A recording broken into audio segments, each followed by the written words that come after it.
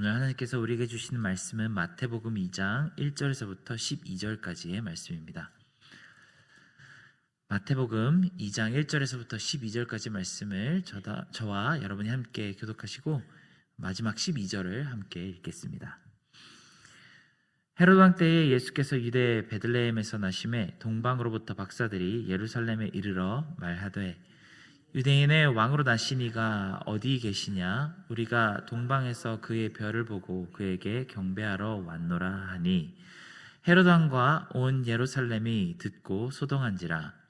왕이 모든 대제사장과 백성의 서기관들을 모아 그리스도가 어디에서 나겠느냐 물으니 이르되 유대 베들레헴이오니 이는 선지자로 이렇게 기록된 바 또 유대의 땅 베들레헴아 너는 유대 고을 중에서 가장 작지 아니하도다. 내게서 한 다스리는 자가 나와서 내 백성 이스라엘의 목자가 되리라 하였음이니이다. 이에 헤롯이 가만히 박사들을 불러 별이 나타난 때를 자세히 묻고 베들레헴으로 보내며 이르되 가서 아기에 대하여 자세히 알아보고 찾거든 내게 구하여 나도 가서 그에게 경배하게 하라. 박사들이 왕의 말을 듣고 갈새 동방에서 보던 그 별이 문득 앞서 인도하여 가다가 아기 있는 곳 위에 머물러 서 있는지라. 그들이 별을 보고 매우 크게 기뻐하더라. 집에 들어가 아기와 그 어머니 마리아가 함께 있는 것을 보고 엎드려 아기께 경배하고 보배합을 열어 황금과 유향과 모략을 예물로 드리니라. 그들은 꿈에 헤롯에게로 돌아가지 말라 지시하심을 받아 다른 길로 고국에 돌아가니라. 아멘. 마태복음은 1장에 이어 2장에서도 그리스도의 탄생 사건에 대해 자세하게 다루고 있습니다. 아마 직전에 쓰여진 마가복음은 예수님의 탄생 사건이 들어있지 않기 때문에 마태복음은 초대교회 신자들에게 더욱 자세하게 이 이야기를 전하며 성육신의 은혜를 나누고 있습니다. 우리 믿는 사람들이 예수님의 탄생에 대해서 집중해야 하는 아주 중요한 이유가 있습니다. 많은 경우 위인전기들이 위인의 탄생 사건에 대해서 다룰 때 목적이 있습니다. 그 위인의 비범하고도 놀라운 면모를 부각하기 위해 종종 이런 스토리가 드러나곤 합니다. 가령 석가모니가 태어날 때는 태어나자마자 천상천하 유아독존이라고 말을 했다 전해지기도 하고, 우리나라 역사에서도 보면은 비범한 왕들이 간혹 보면 알에서 태어났다고 하는 왕이 몇 명이 있을 정도입니다. 그런데 예수님의 탄생 스토리는 그리스도께서 얼마나 비범한 분인지를 나타내려고 지어낸 이야기가 아닙니다. 그분이 처녀에게서 태어났다는 것과 그분이 태어났을 때 천사가 나타났다는 것 말고는 그가 얼마나 위대한 분인지를 나타내는 구간이 거의 없습니다.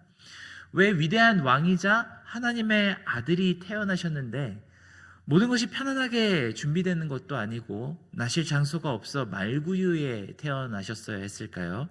그리고 태어나자마자 권세자들에게 죽을 위협을 당하셨어야만 하는 이유도 우리는 설명하기가 어렵습니다. 아마 이것이 그저 신화에 불과했다면 전혀 격에 맞지 않는 이야기들이 굉장히 많이 등장합니다. 특히 예수님 이야기는 당시 로마 사회가 열광했던 수많은 그리스와 로마 신화의 패턴과 완전히 상반된 모습을 가지고 있습니다. 그래서 오히려 더 이 이야기는 신빙성이 있고 우리가 각 사건들 가운데 예수님이 진정한 어떤 분으로 나타나게 되었는지 우리는 곰곰이 묵상할 수 있습니다. 1장에서는 예수님의 계보가 고대 유다 왕국의 계보와 완벽하게 맞아떨어진다는 사실을 통해 이 오신 분께서 다윗의 언약에 약속된 왕이라는 사실을 살펴보았습니다. 또한 이사야서 7장의 유명한 예언이 완전히 문자 그대로 이루어진 사건이라는 사실 또한 우리는 살펴보았습니다. 오늘의 말씀에는 또 다른 아주 유명한 예언, 바로 베들레헴 에브라다에 대한 미가서 5장 2절에 대한 말씀이 이루어진 사건을 나타냅니다. 오늘 말씀에는 6절에 이렇게 기록되어 있죠. 유대 땅 베들레헴아 너는 유대의 고을 중에서 가장 작지 아니하도다. 내게서 한 다스리는 자가 나와 백성 이스라엘의 목자가 되리라 하였음이니이다라고 이 서기관과 제사장들이 헤롯 왕에게 고하는 장면이 등장합니다. 흥미롭게도 이 말씀은 헤롯 왕이 메시아를 찾아서 죽이려고 서기관들에게 물어서 얻은 답변입니다. 그런데 미가서 원문에는 이렇게 나와 있습니다. 베들레헴 에브라다야 너는 유다 족속 중에 작을지라도 이스라엘을 다스릴 자가 내게서 나올 것이라. 그의 근본은 상고에 영원에 있느니라. 그러므로 여인이 해산하기까지 그들을 붙여두시겠고 그 후에는 그의 형제 가운데 남은 자가 이스라엘 자손에게로 돌아오리니 그가 여호와의 능력과 그의 하나님 여호와의 이름의 위엄을 의지하고 서서 목축하리니 그들이 거주할 것이라. 이제 그가 창대하여 땅 끝까지 미치리라. 마태는 헤롯 왕의 이야기를 전하며 사실은 여러 독자들에게 미가가 예언한 이 대목을 다시 한번 찾아보고 묵상하도록 만듭니다. 헤롯 왕의 동기가 어찌 되었든지 간에 이날 태어난 아기가 그리스도라는 사실을 완전히 믿었습니다. 자기처럼 겉모술 수로 로마 권세자들에게 빌붙어서 간신히 분봉왕의 자리를 차지한 왕이 아니라 여호와의 능력과 하나님의 이름의 위엄을 의지하고 서서 이스라엘을 목자로 다스릴 위대한 왕이 그렇게 정말로 태어났다고 생각했습니다. 이 진정한 왕이 정말 하나님께서 주신 권세를 잡고 이스라엘 백성 앞에 선다면 자신은 더 이상 설 자리가 없게 될 것이라고 생각했습니다. 그래서 아직 이 아기가 아무런 힘도 없을 때 죽이려고 찾은 것입니다. 마태는 이 기사를 통해 이스라엘의 가짜 왕이 진정한 왕이 오심을 보고 얼마나 큰 두려움에 떨 수밖에 없었는지, 그래서 얼마나 큰 무리수를 둘 수밖에 없었는지를 다시 한번 생각하게 만듭니다. 마치 요한 사도가 빛이 어둠에 비침에 어둠이 그것을 알아보지 못했다는 대목이 떠오르는 장면입니다. 이 장면의 아이러니는 참 설명하기 어렵습니다. 예수님이 여호와의 이름의 위엄을 지고 목자가 되실 분이라는 사실을 공교롭게도 그와 가장 크게 대적했던 서기관과 제사장들이 분봉한 헤롯이 이것을 증명한 꼴이 되었습니다.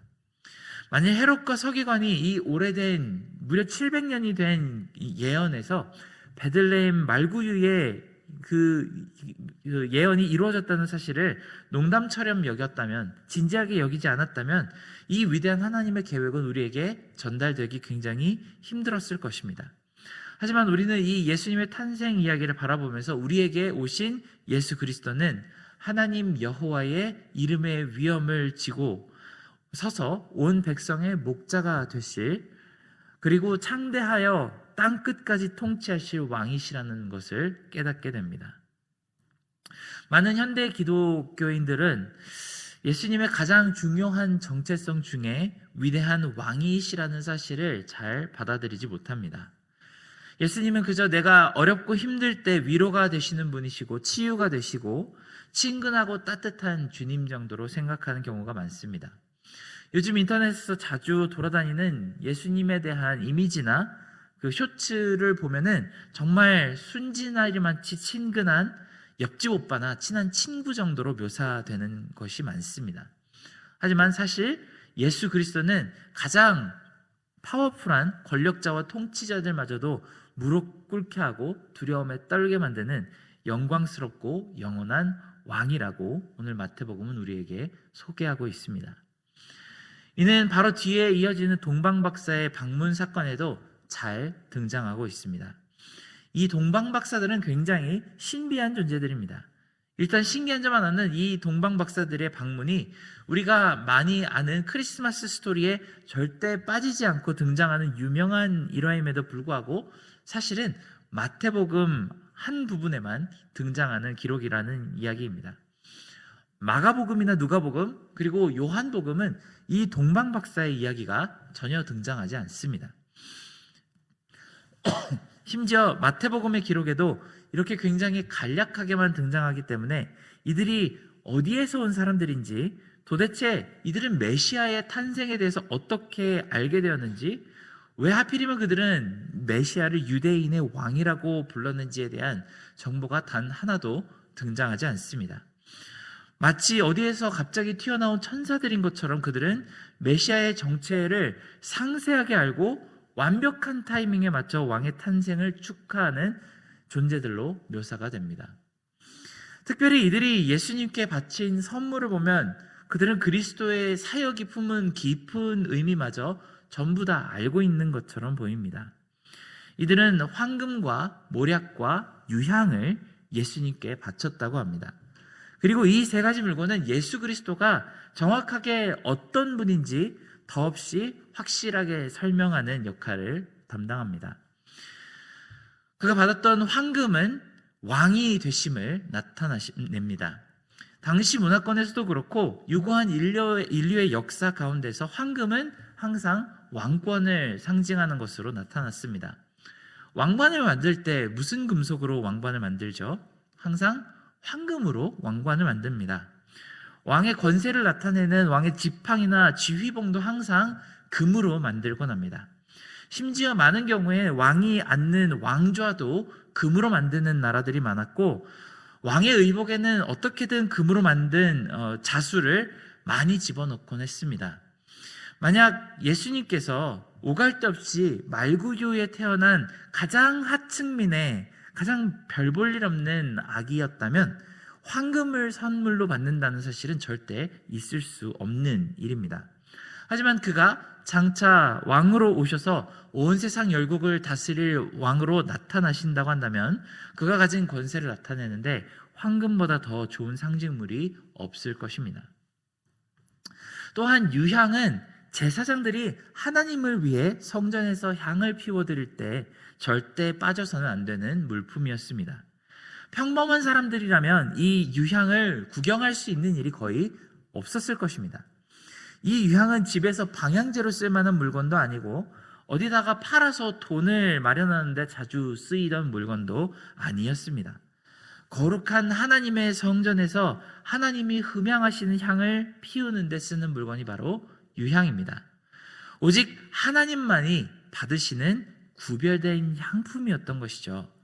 그러니 이 유향을 받으시는 예수님은 거룩하신 하나님이시라는 사실을 나타내고 있습니다. 마지막으로 몰약은 죽은 사람에게 사후에 사체를 처리하는 과정에서 사용하는 약품이었습니다. 예수님이 돌아가신 이후에 여자들이 몰약을 가지고 예수님의 시신을 처리하러 갔다가 빈 무덤을 발견하기도 하죠. 이것 또한 상황만 생각해보면 정말로 이상합니다. 어느 세상에 아이가 태어난 집에 축하를 한다고 장례식 물품을 가지고 가는 몰상식한 사람이 있을 수가 있을까요? 특히 이 학식이 풍부한 동방박사라고 하는 사람이 그 먼 거리를 가지고 올 만한 물건이 몰약은 절대 아닐 것입니다. 하지만 이 아이의 가장 위대한 사역이자 인류를 구원하실 하나님의 가장 강력한 무기가 바로 십자가의 죽음이라고 한다는 사실을 알고 있다면 우리는 이 선물이 얼마나 확실하게 예수 그리스도의 정체성을 품고 있는지 이해할 수 있습니다. 우리는 이 황금과 유향과 몰약을 통해서 예수 그리스도가 누구이신지를 명확하게 표현할 수 있습니다. 그는 죽음으로써 온 인류를 구원하시고 통치하실 하나님의 아들이자 위대한 유대인의 왕이십니다. 사랑하는 성도 여러분, 우리는 예수 그리스도를 바라보며 그분은 나에게 어떤 분이라고 설명할 수 있습니까?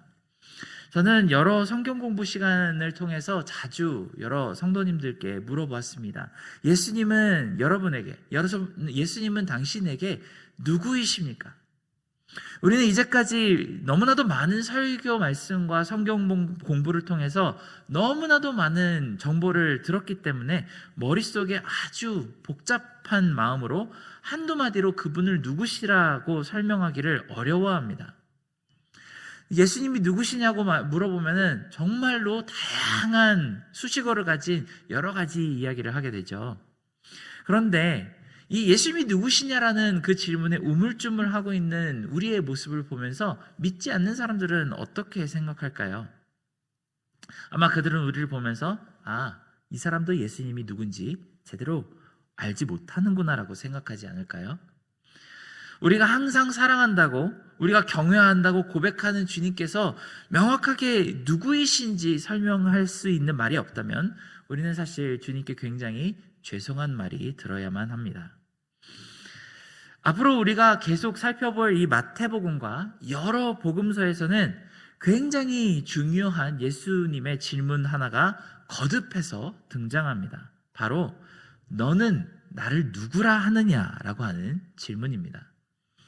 우리는 마태복음 16장에 나오는 이 베드로의 대답이 마치 시험 문제의 정답인 것처럼 외우며 대답을 합니다. 하지만 정작 우리는 스스로가 예수 그리스도를 누구라고 우리가 깊은 인격적인 체험으로 고백할 수 있는지 그 대답을 만들기 굉장히 어려워합니다. 마태복음은 처음부터 끝까지 아주 일관적인 태도로 예수 그리스도가 누구이신지 우리에게 증거합니다. 예수님은 왕이시고 하나님의 아들이시며 죽음으로써 우리를 구원하시는 메시아이십니다. 이 확신에 찬 대답이 누군가가 여러분들에게 가르쳐 준 대답이어서가 아니라 각자가 굳건한 믿음으로 체험을 통해 고백할 수 있는 신념이 되기를 바랍니다. 마태복음을 설교하는 어떤 목사님이 예수님은 누구라 그러시더라, 성경 공부반에서 들어봤는데 예수님은 누구라고 가르쳐 주더라, 이런 대답이 아니라 내가 만난 예수 그리스도는 영원한 나의 왕이시고 전능하신 하나님이시며 나를 십자가로 구원하신 주님이시라고 고백할 수 있게 되기를 진심으로 기원합니다. 함께 기도하겠습니다. 사랑하는 하나님, 우리는 누군가에게 너는 나를 누구라고 하느냐라는 예수님의 질문에 정말 명확하게 대답할 수 있는 답을 우리 마음 가운데 주시기를 원합니다. 그것이 누군가가 우리에게 가르쳐줘서가 아니라 정말 성경 말씀에 써있는 해답이 그것이라서가 아니라 우리 마음 가운데 정말 직접적인 체험과 하나님과의 관계를 통해 그렇게 고백할 수 있도록 우리의 마음을 붙들어 주시기를 원합니다. 올 한 해를 살아가며 그 어느 때보다도 더 명확하게 예수 그리스도가 누구이신지 고백할 수 있는 우리 모두가 되기를 간절히 기원하며 예수님의 이름으로 기도하였습니다. 아멘.